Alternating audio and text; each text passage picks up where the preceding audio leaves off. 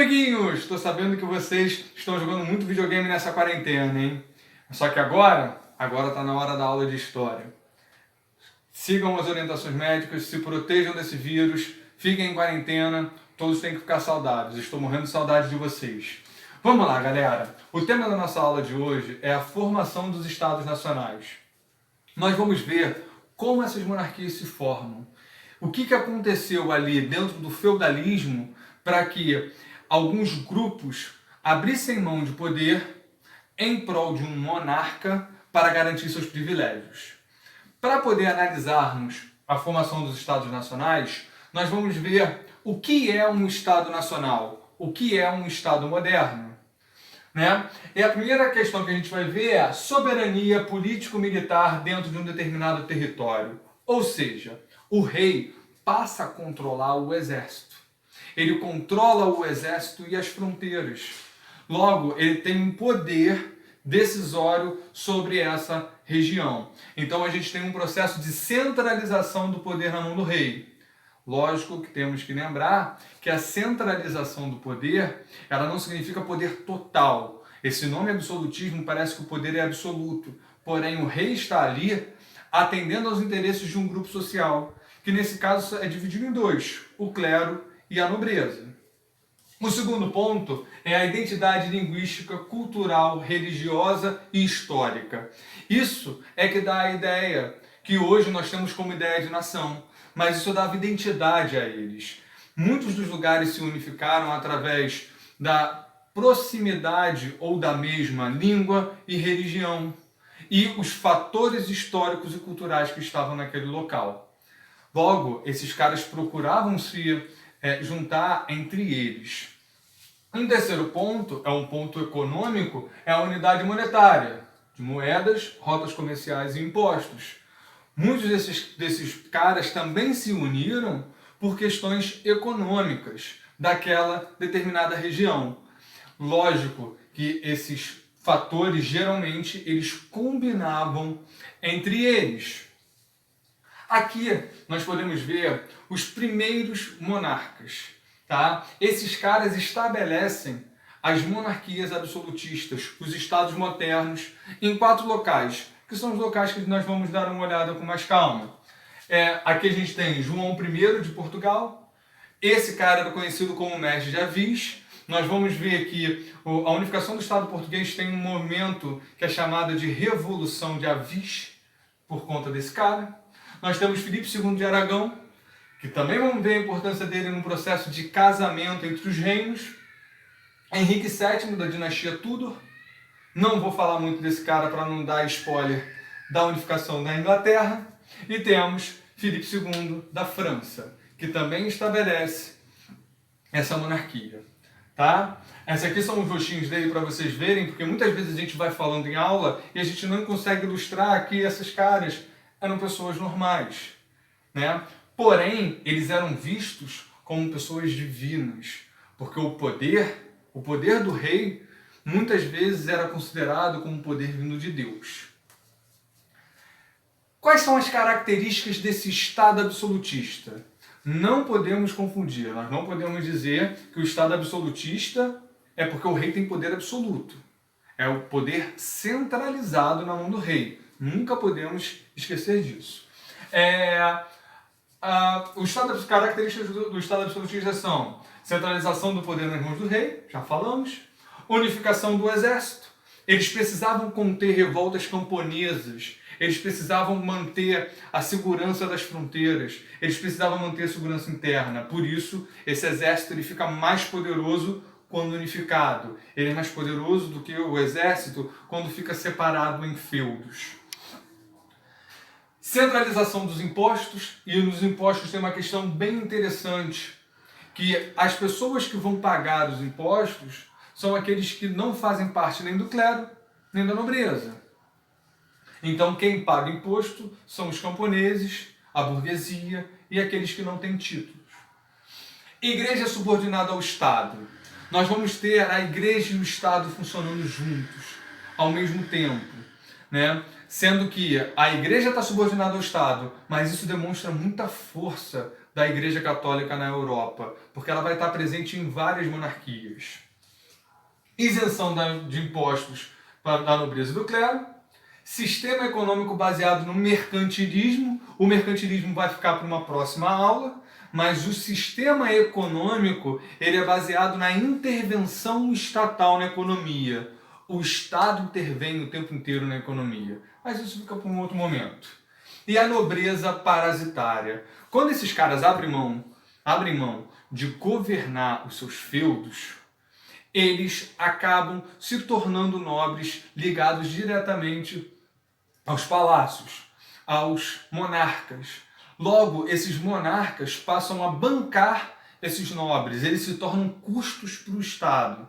O Estado vai custear a vida deles, que não era uma vida simples, era uma vida de luxo. E isso faz com que eles se tornem quase parasitas. Por isso chamamos esses caras de nobreza parasitária.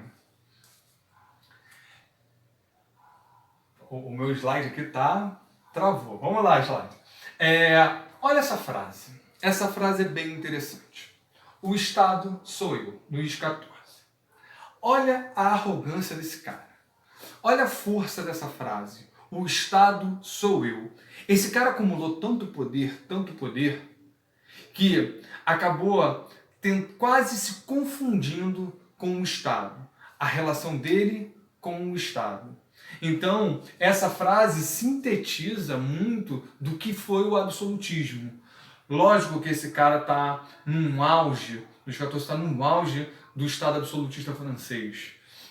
Mas a ideia que mostra essa frase é de uma centralização do poder nas mãos desse cara. Agora, vamos olhar caso a caso. Nós vamos olhar primeiro o caso de Portugal, depois da Espanha. Por que eu coloquei Portugal e Espanha? Porque esses dois caras estão ligados à expulsão dos mouros da Península Ibérica. Quem são os mouros? São os árabes muçulmanos.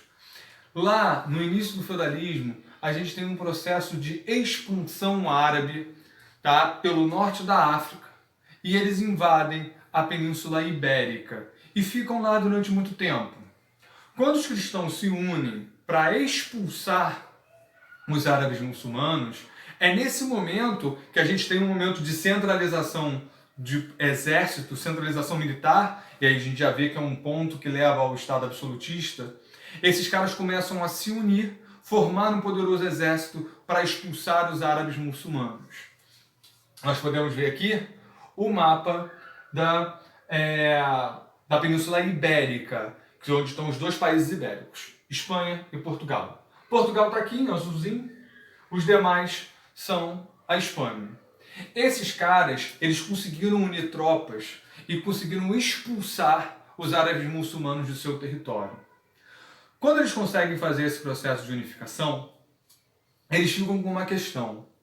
Vão formar um país somente com portugueses ou vão formar um país junto com os espanhóis? Com isso estoura uma guerra entre esses dois grandes grupos.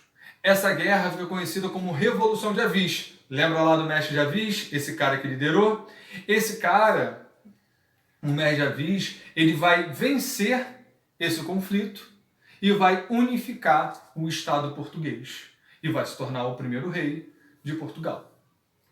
A Espanha também vai estar lutando contra os árabes muçulmanos. Também vão estar expulsando os árabes muçulmanos do seu território. Quando eles começam a fortalecer os seus exércitos, eles também vão casando os seus príncipes. Até que nós temos o casamento do príncipe de Aragão com a princesa de Castela, formando o Reino de Espanha. Porém, o Reino de Espanha ele só vai finalizar o seu processo de formação de Estado Nacional em 1492, com a retomada de Granada. Se você parar para pensar um pouquinho, você vai lembrar. 1492 é a mesma data da chegada de Colombo à América. Olha quanto tempo a Espanha levou para poder finalizar o seu processo de unificação. Olhando mais um pouquinho também, a gente consegue ver que eles têm problemas até hoje devido a esse processo, mas isso fica para um outro momento. Agora vamos falar também da formação da França e da Inglaterra. Portugal e Espanha têm a sua formação ligada à expulsão dos árabes muçulmanos, dos mouros, do seu território. Já a França e a Inglaterra têm as suas unificações ligadas à Guerra dos 100 Anos. E é algo bem interessante, porque a Inglaterra acaba se formando através da derrota da Guerra dos 100 Anos. Já a França acaba fazendo a sua formação por conta da vitória na Guerra dos 100 Anos. Quem já viu, quem já acompanhou aquela série Vikings, não faz parte da idade de vocês, mas muitos de vocês já viram, vão ver que tem rei na Inglaterra antes desse período. Então a gente já tem um processo de formação de monarquias. Mas esse Estado moderno só se forma nesse evento que a gente vai falar agora. A Inglaterra, ela sai derrotada na Guerra dos 100 Anos. Com essa derrota, a gente tem um processo de crise dinástica dentro da Inglaterra. O que seria uma crise dinástica? Uma crise entre as dinastias inglesas. E duas famílias lutam para fazer esse processo. Os Yorks e os Lancaster. Depois que esses caras lutam, depois que eles acabam enfraquecendo, vem uma terceira família e faz a unificação, que são os Tudors.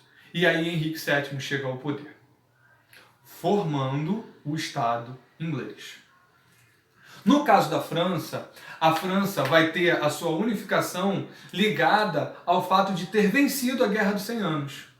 O que foi a Guerra dos 100 Anos? Foi um confronto entre famílias inglesas e famílias francesas pela região de Flandres, ali na Bélgica. Na verdade, era uma região entre a Bélgica e a Holanda. Era uma região comercial. Os ingleses passam a atacar territórios franceses. Então os franceses eles já vão fortalecendo o exército, criando uma rede de impostos para bancar esse exército. A Guerra dos 100 Anos não foi uma guerra que durou 100 anos direto. Era uma guerra de campo de batalha, de tempos em tempos esses caras iam guerreando, cercando locais, indo a campo de batalha, tomando determinadas cidades ou entrepostos comerciais. E ao longo desse processo, a França, os franceses já foram fortalecendo até que chegam à formação do seu Estado com o rei Filipe. Tá? Já vimos como se formou esse Estado, já vimos as suas características. Dois países não formam Estado, que é a Alemanha e a Itália. A Alemanha, príncipes, eles tinham poder suficiente para fortalecer os seus principados.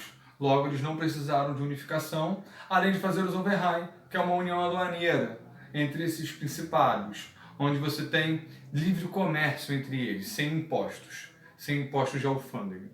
A Itália tinha uma burguesia fortalecida e eles conseguiam controlar a região. Eles tinham dinheiro e força para manter a segurança e a ordem da região, logo as cidades italianas também não se unificam. Agora, nós vamos olhar para os caras que estavam pensando o Estado absolutista. O primeiro deles é Thomas Hobbes. Hobbes, que é aquele cara que falava que o homem é lobo do homem, ele escreve um livro chamado Leviatã, onde ele expõe as ideias dele. Ele vai colocar a ideia do Estado como um controlador do estado natural do homem. O homem no estado natural, para Hobbes, ele é mau, ele é egoísta, ele só atende aos seus próprios interesses. Então, para se ter paz, o Estado absolutista, ele tem que, ele garante essa paz através da força, mas os próprios cidadãos, através do que ele chama de contrato social, abrem mão de privilégios em prol desse Estado. Tá? O outro pensador é o Nicolau Maquiavel. Maquiavel, ele não vai utilizar os preceitos morais cristãos para analisar o Estado. O Estado em Maquiavel, ele vai ser observado pela sua praticidade. Então o rei, ele vai precisar fazer de tudo para manter a segurança nas fronteiras. Ele pode ser bom, mas se ele precisar ser mal, ele vai ser mal. Na verdade, Maquiavel diz até que é melhor ele ser mal, mas com força, que garanta essa paz na fronteira e essa paz interna em seu país, porque ele diz o seguinte, olha o pensamento do Maquiavel, nós traímos quem nós amamos, mas nós não traímos quem nós tememos, então é melhor ser temido do que amado. O ideal é que você seja amado e temido. Vamos para os próximos pensadores. Temos aqui Jean Bodin. Ele fala que o soberano é perpétuo e absoluto na monarquia, é a ideia do absolutismo. O soberano pode impor novas leis mesmo sem o consentimento dos súditos, centralização do poder. Só que ele fala também em garantia da propriedade. Dá para perceber que o Bodin está pensando ali nos ricos. Você garante a propriedade, o Estado não pode sair metendo a mão na propriedade das pessoas, mas o Estado pode pôr novas leis. Outro que nós vamos falar, e é o último, é o Jacques Bossuet, e esse cara é o cara da teoria do direito divino, onde o poder emana de Deus, o poder do rei vem de Deus, o rei está ali porque Deus quis. Logo, desobedecer uma ordem do rei é desobedecer uma ordem de Deus. Então, e essa teoria vai ser a teoria mais utilizada pelos estados absolutistas. E isso mostra também a ideia da subordinação da igreja ao Estado, a ligação da igreja e do Estado. Se o poder vem de Deus, o rei tem um controle total da sociedade. E quem se volta contra ele, se volta contra Deus. Amiguinhos, eu estou morrendo de saudade de vocês. Espero que essa quarentena acabe o mais rápido possível. Quero estar de volta dentro de sala de aula para ter aquele calor humano, mas somente quando a gente estiver extremamente seguro. Fiquem em casa, fiquem em segurança e logo, logo estaremos juntos novamente. Um grande beijo para vocês.